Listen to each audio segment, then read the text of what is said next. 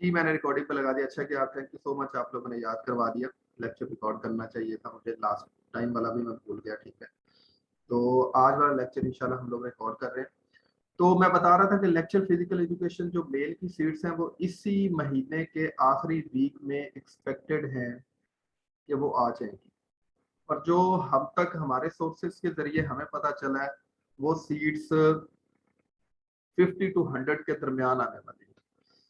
क्योंकि मेरा इस डिपार्टमेंट के साथ पिछले 4 साल से ताल्लुक है, तो मुझे ये भी पता है कि पंजाब में कहाँ कहाँ सीट्स खाली पड़ी हुई है।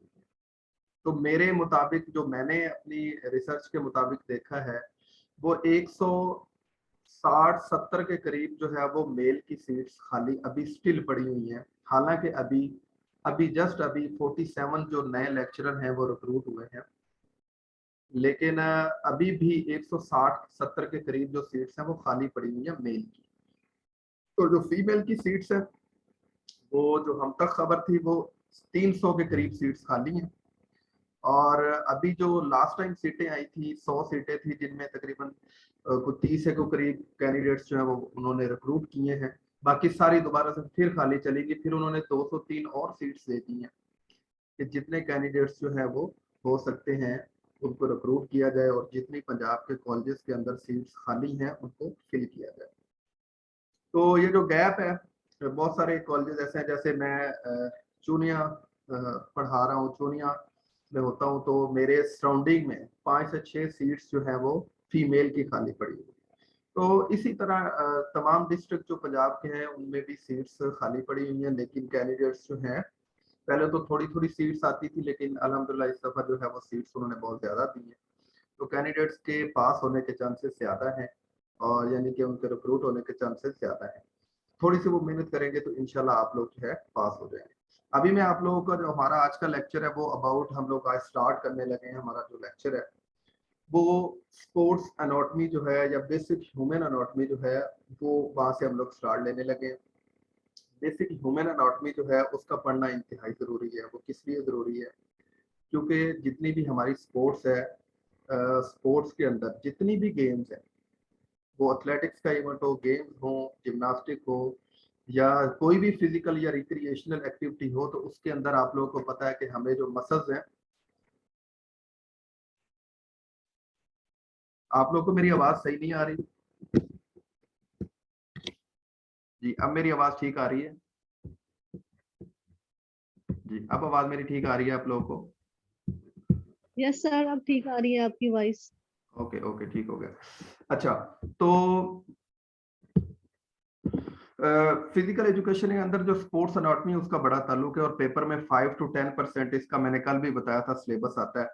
यानी 5 to 10, यानी 5 to 10 MCQs, यानी क्योंकि हम लोग परसेंटेज 80, क्योंकि हमारे सिलेबस में शामिल होते हैं, जो पीपीएससी का पेपर होता है उसमें 80 MCQs हमारे सिलेबस से शामिल होते हैं। तो 80 को देखते हुए मैं 5 to 10% कहता हूँ। तो इसका मतलब होता है कि 5-6 जो MCQs हैं, वो 7 MCQs जो हैं वो हर दफा हर पेपर में, चाहे वो फेडरल पब्लिक सर्विस कमीशन का हो, चाहे वो पंजाब पब्लिक सर्विस कमीशन का हो, उसमें अनाटॉमी से जरूर आते हैं।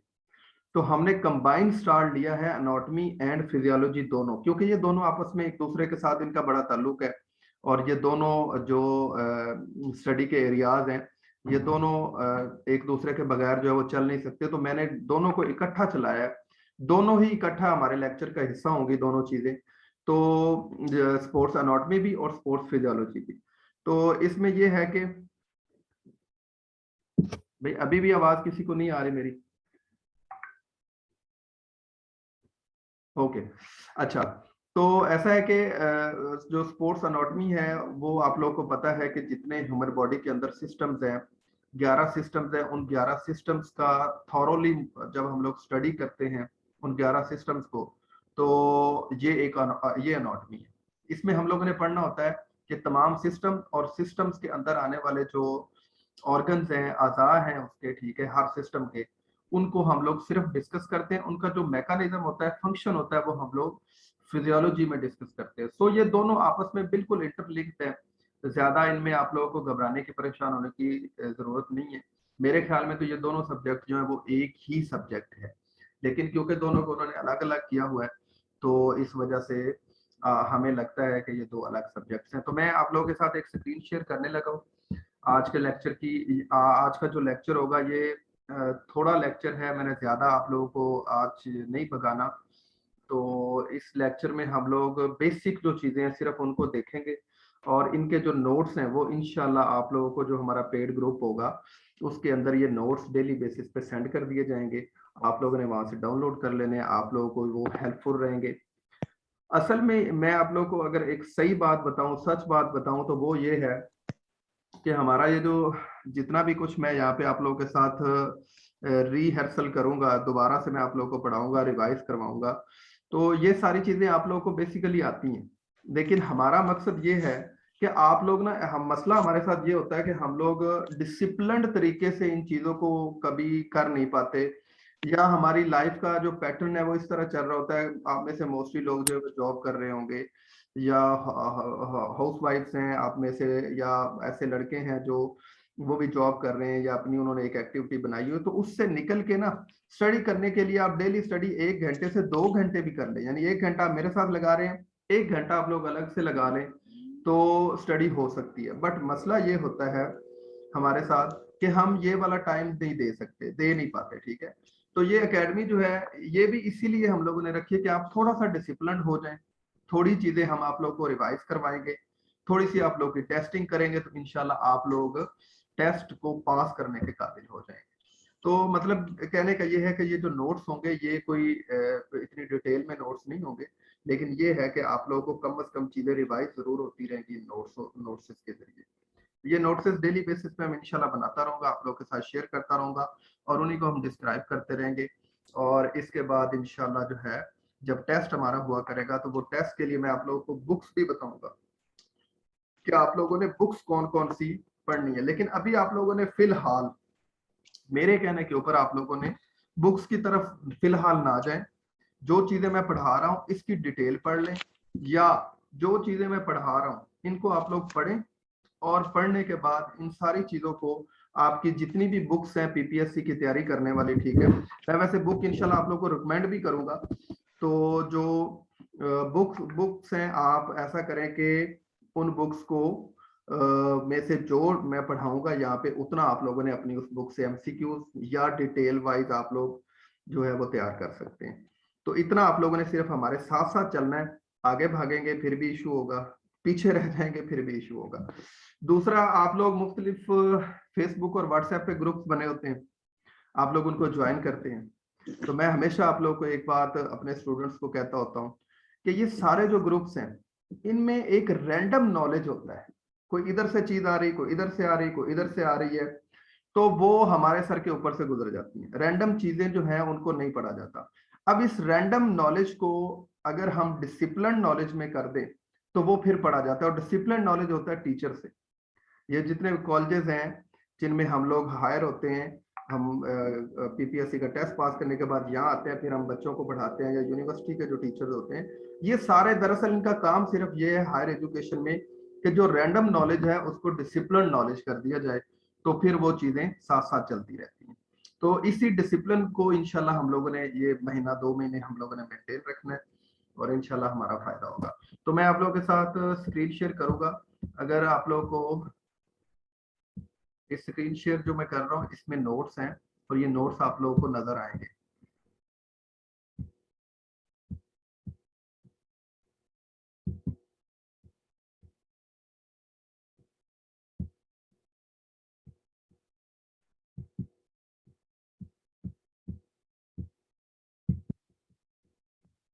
जी, आप लोगों को स्क्रीन शेयरिंग मैंने की है, आप लोगों को आप लोगों की जो स्क्रीन है उसके ऊपर कुछ नजर आ रहा है।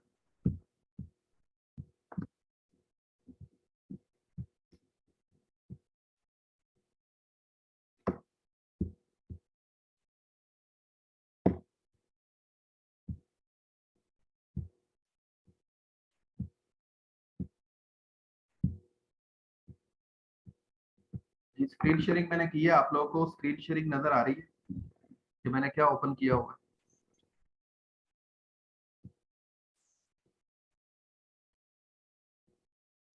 ये सर नजर आ रहा है। है? ओके ओके ओके, ठीक हो गया।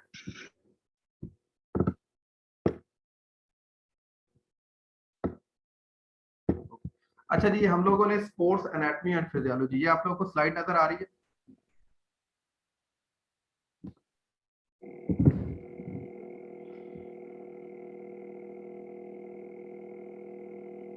जी, कोई कैंडिडेट मुझे बताना चाहेगा ताकि हम आगे चल सके?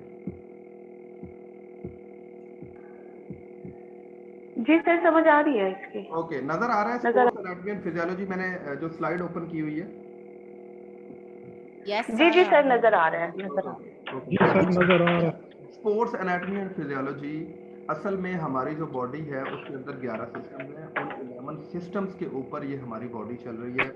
तो ये जो 11 सिस्टम्स हैं, इनमें जो अगर मैं अनाटॉमी देखूं या उसकी डेफिनेशन देखूं, तो अनाटॉमी जो है वो स्ट्रक्चर जो है ह्यूमन बॉडी का और इट्स कंपोनेंट्स का उसके ऊपर बेस करती है।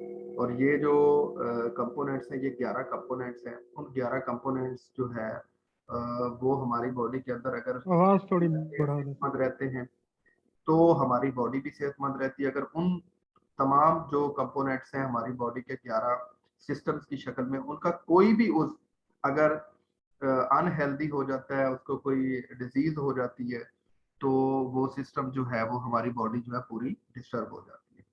तो सेम अब फिजियोलॉजी क्या है? फिजियोलॉजी है इन्हीं सिस्टम्स को देखना कि ये फंक्शन किस तरह करते हैं। जैसे फर्ज करें हम लोग रेस्पिरेटरी सिस्टम है हमारे पास, अगर हम रेस्पिरेटरी सिस्टम में देखें तो हमें पता है कि ये नाक से शुरू होता है, मुंह है, मतलब और इस तरह आगे फेफड़ों तक ये जाता है, ठीक है। लेकिन लंग्स तक जब ये जाता है, ठीक है, लंग्स तक ये चला गया, ये तो होगी अनॉटमी। अब सांस हम लेते हैं, कहाँ कहाँ से वो सांस गुजरती है, फिर गैसियस एक्सचेंज किस तरह होता है लंग्स के अंदर, किस तरह ऑक्सीजन जो है वो ब्लड के अंदर शामिल हो जाती है, किस तरह कार्बन डाइऑक्साइड वापस जो है वो चली जाती है फेफड़ों के अंदर, और फिर हम लोग उसको जो है वो एक्सपीरेशन कर देते हैं। तो ये क्या है, मतलब इसको हम कहते हैं फिजियोलॉजी। यानी इन दोनों का आपस में क्या है, गहरा ताल्लुक है। आगे जो हमारा सिलेबस है जिसपे पीपीएससी में, ये मैं वो चीजें ऐड कर रहा हूँ जिसमें पीपीएससी में क्वेश्चन आते हैं या एफपीएससी में क्वेश्चन आते हैं। ये इतनी ज्यादा डिटेल में हम चीजें अगर डिस्कस करेंगे पूरा ही सिलेबस, तो उसका कोई फायदा नहीं हमें होने वाला। मैं यहाँ वो चीजें सिर्फ ऐड करूंगा अपने नोट्सों के अंदर, अपनी स्लाइड्स के अंदर, जो चीजें जो है वो हमें पीपीएससी के पेपरों के लिए या एनटीएस के जो पीछे पेपर आते थे और या एफपीएससी के जो पेपर आते हैं, उन पेपर्स में आने वाली चीजें हैं ज्यादा। यानी हम रश नहीं डालेंगे कि हर चीज जो है वो जो आ रही है हम उसको पढ़े जाएंगे। तो जो नेक्स्ट फिर जो अफसर हम अनाटमी पढ़ते हैं, अनाटमी में हम लोग जब स्टार्ट लेते हैं तो स्टार्ट में जो है वो क्या होता है, अनाटॉमी का जब हम लोग स्टार्ट लेते हैं तो स्टार्ट में ही हमें पढ़ना पड़ता है प्लेन्स ऑफ रेफरेंस। सारी बात है, आपने बॉडी को पढ़ना है तो बॉडी को पढ़ने के लिए आप लोगों को इस बात का अंदाजा होना चाहिए कि कौन कौन से प्लेन्स हैं, कौन कौन सी चीजें हैं जिनके ऊपर चल के हम लोग क्या कर सकते हैं, बॉडी को इजीली स्टडी कर सकते हैं। तो ये इजीली स्टडी करने के लिए ही जो हमारी बॉडी है, जो हमारी बॉडी है,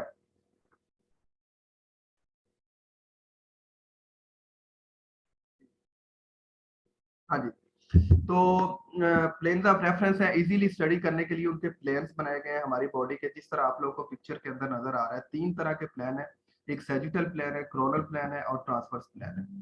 ये सैजिटल, कोरोनल और ट्रांसवर्स प्लान, इन तीनों प्लान्स को समझना बड़ा जरूरी है। बहुत इजी है, आप लोगों को पिक्चर के अंदर समझ भी आ रही होगी। कोरोनल प्लान ऐसा प्लान है जिसके अंदर आप लोग अपनी बॉडी को 2 बराबर हिस्सों में डिवाइड कर लेते हैं। अब यहाँ पे आप लोग को ये भूलेगा, ये पेपर में आएगा, आप लोग इसको भूल जाएंगे। इसको याद करने का मैं आप लोग को तरीका बता देता हूँ कि याद आप किस तरह करेंगे। याद आप लोगों ने इसको ये देखना है कि कोरोनल प्लेन जो है ये असल में जो है वो, इसको हम फ्रंटल प्लान भी कहते हैं। अब ये है किस तरह, इसको याद किस तरह करना है आप लोगों ने। कोरोनल जो प्लान होता है वो हमेशा, यानी फ्रंटल, तो इसका यानी आगे इसके जो ब्रैकेट के अंदर लिखा है फ्रंटल, फ्रंटल का मतलब अगर आप फ्रंट से देखेंगे, अगर आप फ्रंट से देखेंगे तो इसके 2 जो है वो क्या होंगे, हिस्से होंगे। यानी कि आपके एनाटॉमिकल पोजीशन में अगर आपके सामने कोई बंदा खड़ा है, आप उसे फ्रंट से देखेंगे तो आपने उसको क्या करना है, फ्रंट से आधा करना है। यानी कि अगर फर्ज करे किसी को काटना हो आपने, एनाटॉमिकल पोजीशन में अगर आप लोग खास तौर पे जो एमबीबीएस के स्टूडेंट्स होते हैं वो इन चीज़ों को ज़्यादा डिटेल में पढ़ते हैं, या उन्होंने सर्जरीज या ऑपरेशन वगैरह करने होते हैं तो वो इन चीज़ों को पढ़ते हैं। लेकिन हमने किस तरह लेना है, ये हमारा सेंटर है, जहाँ से अगर हम कट लगाएंगे तो ये होगा फ्रंटल प्लेन। ठीक है, आप लोगों को जिस तरह पिक्चर के अंदर नजर आ रहा है। अब इसको वो डिस्क्राइब कर रहा है, वो कह रहा है कि divided body into interior and posterior, यानी एक आपका जो है इस तरह काटे कि आपका जो फ्रंट है वो आगे की तरफ चला जाए और पीछे वाला जो हिस्सा है आपका बैक वाला हिस्सा जो है वो पीछे की तरफ कट के चला जाए, तो ये हमारा फ्रंटल प्लेन। ये पेपर में आ जाता है, पीपीएससी के अक्सर एफपीएससी के पेपरों में इस तरह के सवाल आते हैं कि फलां प्लेन जो है उसको आप लोग बताएं कि नीचे ऑप्शन दिए होते हैं कि फलां प्लेन है, अगर उसे सेंटर से काटे, फ्रंट से काटे तो कौन सा प्लेन होगा। नीचे ये चारों ऑप्शन होंगे, तो आपको जो उनमें से सही लगता होगा, अगर आप लोगों ने उसको पढ़ा है तो आप उसको उसका जवाब दे देंगे। थोड़ा सा आप इसको खास तौर पे आप इसको समझ गए हैं, इसको समझना जरूरी है। इससे क्वेश्चन आते हैं कि आप फ्रंट से देखें, सेंटर से अगर आप काटे किसी को तो ये सेंटर वाला हिस्सा आगे की तरफ चला जाए और ये पीछे वाला जितना हिस्सा है वो पीछे की तरफ चला जाए, तो वो ये फ्रंटल प्लेन या कोरोनल प्लेन में आ जाता है। आगे सैजिटल प्लेन। सैजिटल जो प्लेन है ये divides body to left and right portions, यानी कि ये जिस्म है हमारा, ठीक है, इसको आधा, अगर आधा जो है वो राइट तरफ चला जाए, आधा जो है वो लेफ्ट तरफ कट के चला जाए, तो ये सैजिटल प्लेन। और इसके दो और नाम भी हैं, लेकिन ज्यादातर सैजिटल प्लेन के नाम से ही पीपीएससी के अंदर एमसीक्यूज आते हैं, मिड सैजिटल प्लेन और पैरासैजिटल प्लेन। लेकिन ये दोनों इसी के ही नाम है, यानी सेंटर से आप काटेंगे, ठीक है, ये सैजिटल प्लेन है, जिस तरह आप लोग पिक्चर के अंदर देख पा रहे हैं।